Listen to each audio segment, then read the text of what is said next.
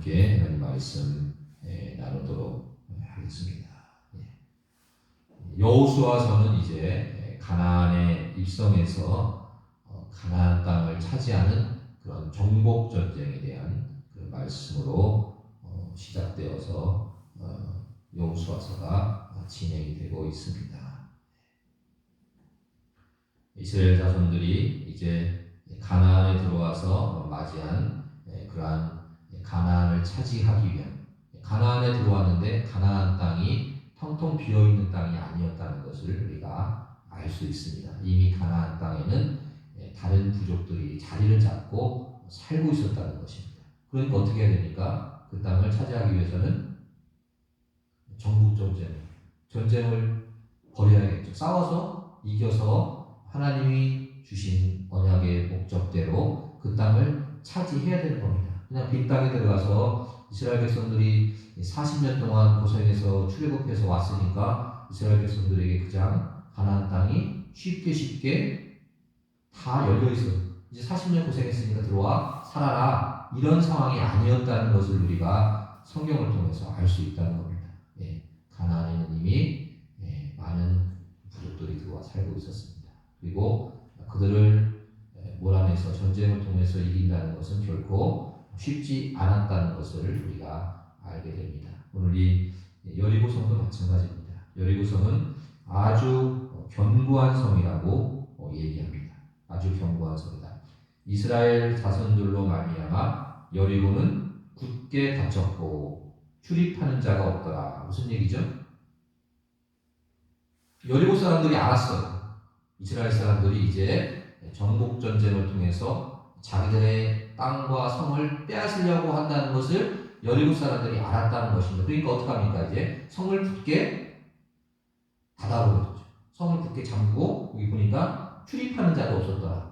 전쟁 준비에 돌입한 겁니다. 속에서, 성 안에서 이제 방어하려고 준비를 하고 있는 거예요. 여러분 상은 많이 보셨겠지만 알겠지만 이제 성 밖에 군사들이 탁 진을 치고 있으면 성 안에서 어떤 일을 합니까? 성을 지키기 위해서 많은 일들을 하죠. 전쟁하는 군인들은 군인들대로, 그 안에 있는 성민들은 성민대로 단합해서 성을 지키려고 다들 노력을 합니다. 이제 그런 일촉즉발의 그런 성에 대한 공격이 시작되기 얼마 전이라는 것을 우리가 이 여호수아서 6장 1절만을 보고도 우리가 알 수 있습니다.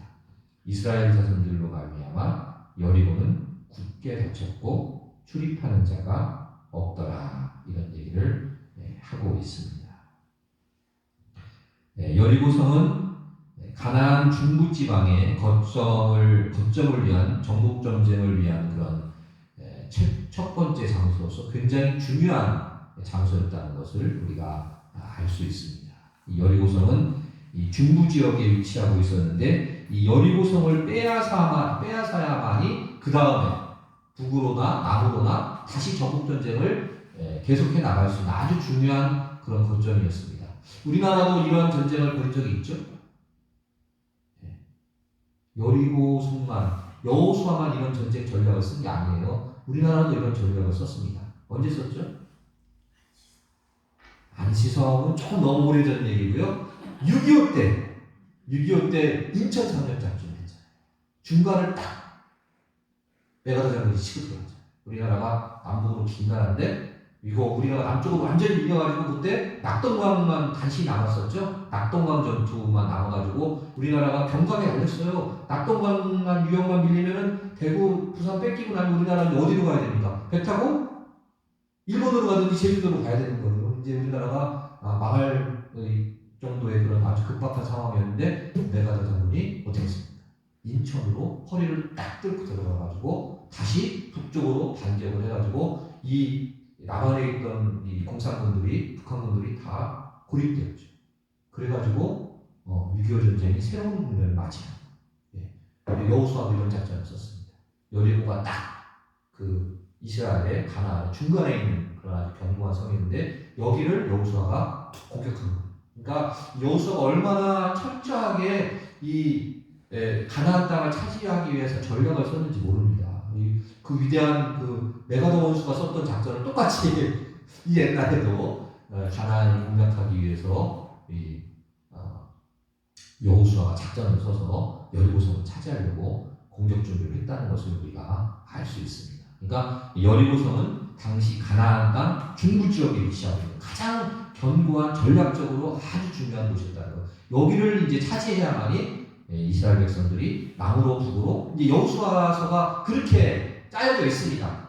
여리고성을 빼앗고 나서 이스라엘 백성들이 북으로 가고 남으로 가고 해가지고 여러 성들을 차지하는 그런 침략, 정복 전쟁이 여호수아서의 6장부터 계속되고 있다는 것을 우리가 살펴볼 때 여호수아가 얼마나 치밀한 작전을 세웠는지, 그가 얼마나 이 가나안 정복을 위해서 많은 준비를 했는지를 우리가 알 수 있는 대목이 바로 여리고성을 차지하기 위한 작전이었다는 것을 우리가 알 수 있습니다. 여리고성은 굉장히 견고한 성이었다고 합니다. 아주 견고한 성이었어요.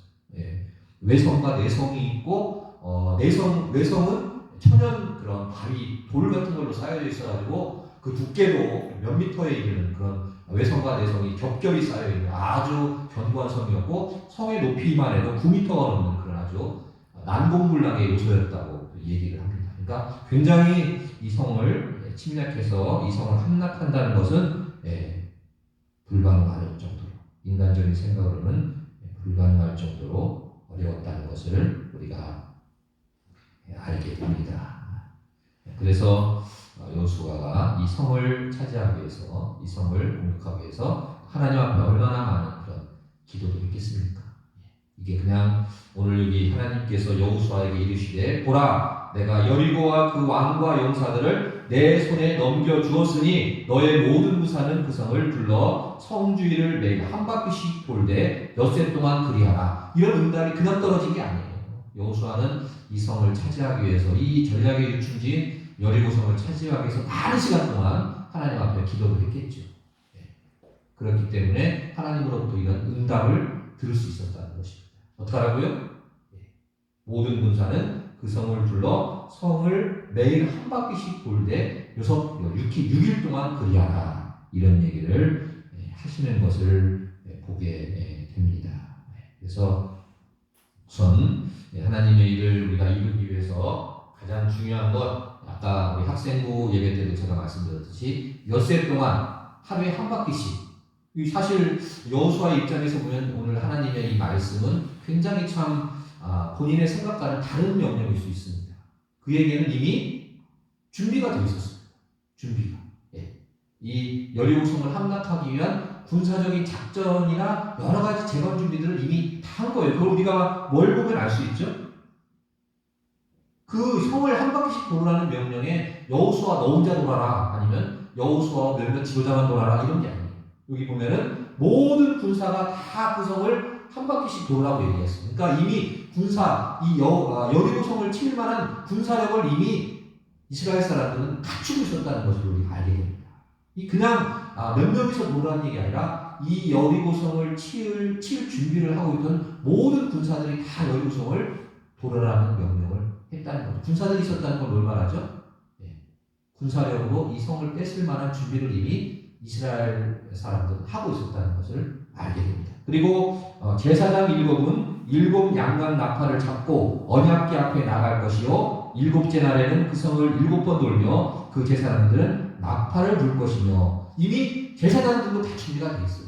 제사장이 준비되어 있고 언약궤가 준비되어 있다는 건 이스라엘 사람들에게 뭘 말하는 거죠? 신앙적인, 영적인 준비를 이미 충분히 했다는 것을 알 수 있습니다. 이스라엘 사람들이 전쟁에 나갈 때 언약궤를 앞세우고 제사장들이 나팔을 불면서 하나님의 임재를 우리가 알리면서 이렇게 전쟁을 하잖아요. 이미 그러니까 이 여리고성을 돌 때에 이미 이스라엘의 상황은 전쟁을 자체적으로 수행할 만한 모든 능력을 다 갖추고 있었습니다. 영적으로 충분히 하나님 앞에 기도도 드렸고 군사들도 다 있었고 그 군사들을 움직일 만한 여러 가지 작전과 자신 나름대로의 인간적인 계획도 이미 여호수아와 이스라엘 사람들에게는 다 있었다는 것을 우리가 알 수 있습니다. 근데 하나님께서는 그들에게 6일 동안 한 바퀴씩 돌아라. 참 어떻게 보면 참 쉽게 이해하거나 쉽게 받아들이기 어려운 그런 이야기일 것입니다. 성을 위해서 전 군사가 열심히 용맹하게 돌격을 하고 성벽을 타나보가라, 이렇게 쓰면은 군사적으로 여호수아나 그 이스라엘 백성들이 쉽게 이해를 했겠지만 이건 그거 아니잖아요. 대오를 내고 대우를 갖춰가지고 그 성을 하루에 한 바퀴씩 돌아라. 이 참 어떻게 이걸 받아들여야 될까? 참 이거 그것도 한 번도 아니고 6일 동안 계속 꾸준히 한 바퀴씩 돌아라 이런 명령을 하게 되는 거죠. 그래서 이스라엘 백성들이 순종하여 정말 여리고성을 정복하기 위해서 하나님이 내린 명령을 지키기 위해서는 우리가 볼 때 많은 인내가 필요했다. 뭐 여기서 6일 동안 한 바퀴씩 도는 게 뭐 인내가 필요했겠냐 이렇게 얘기하지만 이건 한 사람이 아니잖아요. 그 준비된 군사가 수십만이었을 수 있는데 그 많은 사람들이 대우를 져가지고 그 성을 한 바퀴씩 뺑뺑 돌면서 하루에 한 번 돌고 다시 다 후퇴. 이게 쉬운 일이겠습니까? 여러분 옛날 영화 보면 알잖아요. 우리 군사들이 막 성 앞에 가면은 어떡합니까? 용맹하게 막 싸우고 싶어서 안달을 내죠. 저를 먼저 뭐 적진에 선봉장으로 보내주십시오. 내가 성벽을 기어오르겠나이다. 내가 저쪽 뒷성벽에 뒷문을 열겠습니다. 막 그 성을 보면 군사들이라면 어떻게 하게 되어 있습니까? 흥분하게 되어 있죠. 싸우려고 온 거니까, 전쟁하려고 온 거니까 그 거기에 모인 군사들은 흥분하게 되어 있고 빨리 나가서 싸우기를 원한다는 것이고. 근데 이거를 하루에 한 바퀴씩 돌기만 해라. 굉장히 참 기다리기 어려운 그런 상황이었다는 것을 우리가 그 상황적으로 볼 때 우리가 알 수 있다는 것입니다. 기다림은 지루합니다. 지루하죠. 우리가 참 신앙생활하면서 가장 많이 닥치는 그런 그 명령 중에 하나, 기다리라, 인내하라 이거잖아요. 참 어려운 얘기입니다. 참 인내하며 기다리라는 거 참 어려운 우리에게 주시는 하나님의 명령인데 하나님은 꼭 우리에게 어떠한 하나님의 일들을 행하실 때마다 기다림에 대한 훈련을 하십니다. 이거 오늘 여리고성 앞에 벌어지는 일은 한 사람이나 한 개인이 아니라 한 민족 전체에 대한 기다림이죠. 이스라엘 백성 전체가 군사를 지어서 그 성을 차지하기 위해서 군사가 수만 명이 모였는데 이 사람 한 사람의 기다림이 아니라 민족 전체가 기다리는 거 이건 엄청난 이건 기다림에 대한 훈련입니다. 그 수많은 사람이 모여서 질서정연하게 대사장들을 앞세우고 그 뒤를 따라가지고 질서정연하게 그 성을 한 바퀴만 돌고 딱 후퇴한다? 이거 엄청난 일입니다. 사실 우리가 생각할 때 여리고성을 차지하는 일에 있어서 한 바퀴씩 돌게 했다는 거, 한 바퀴씩 돌았다는 거 이게 참 엄청난 하나님이 기다림의 인내를, 기다림의 훈련을 이스라엘 백성들에게 요구했다는 것을 우리가 알 수 있습니다. 그래서 신앙생활의 가장 어려움은 바로 우리에게 기다리라는 데 있다는 거죠. 더구나 여기는 그래도 하루에 한 바퀴씩 6일 동안 기다려라 이런 얘기를 했죠. 근데 기약 없는 기다림.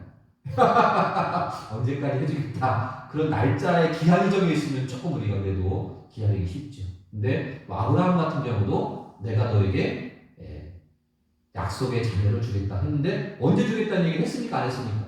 안 했어요. 그래서 아브라함도 굉장히 힘들어했잖아요.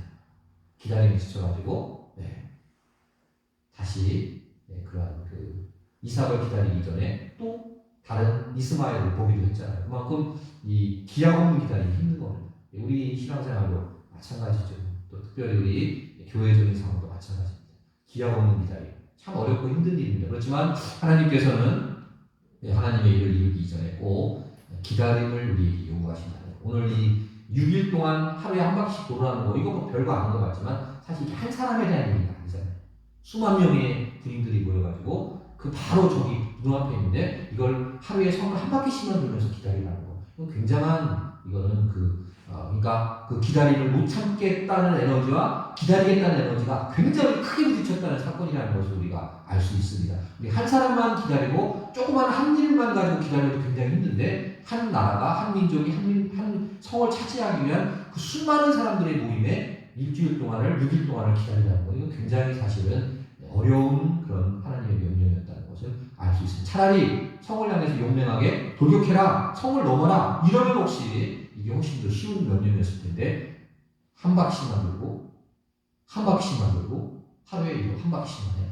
참 사실 하나님의 이스라엘 백성에게 이 여리고성을 무너뜨리기 위한 엄청난 훈련이었다는 것을 우리가 짐작해야 할 수 있습니다. 두 번째, 이 일을 통하여 하나님께서 이루시기를 원했던 것은 순종하라는 얘기겠죠. 여호수아가 이끄는 이스라엘 백성들은 성벽을 돌기는 하지만 그것에 주는 의미를 또한 이해하지 못했을 것입니다. 저래도 그랬을 것 같아요. 첫째 날을 돌았습니다. 아무런 변화가 없었습니다. 둘째 날, 셋째 날 돌았습니다. 아무런 변화가 없었습니다. 마지막 날까지 변화가 없는 것은 마찬가지였습니다. 그렇지만 백성들은 하나님의 말씀하신 내용을 이해하도록 요구받지도 않았고 단지 순종하도록 하시는 하나님의 말씀을 따랐을 뿐이라는 것을 우리가 알 수 있습니다. 이게 참 순종하기 쉽지 않은 명령이었다는 것을 알 수 있습니다. 논리적으로 이해가 되지 않잖아요. 논리적으로 이해가 되지 않는다는 것을 우리가 알 수 있습니다. 공격했으면 이길 수 있는 기회가 있지만 이건 성벽을 돌았다고 무슨 일이 일어날까? 이건 참 그 성벽을 돈 사람이나 명령했던 여호수아나 하나님의 말씀이라고 순종했던 거기 모인 모든 사람들이 하나님의 그 약속하신 말씀이 논리적으로는 이성적으로는 상황적으로는 이해하기 힘든 그런 말씀이었다는 것을 우리가 알 수 있습니다. 그렇지만 우리가 사건의 앞뒤를 알고 있으니까 짐작하듯이 우리 마지막 5절에 보니까 제사장들이 양각 나팔을 길게 불어 그 나팔 소리가 너희에게 들릴 때 백성들은 다 큰 소리를 외쳐 부를 것이라. 그리하면 그 성벽이 무너져 내리리니 백성은 각기 앞으로 올라갈지니라. 결국 이 하나님의 명령, 그 이성적으로 이해가 되지 않고 그 지루하고 기다림에 순종했던 그 명령은 어떻게 결과를 맺었죠?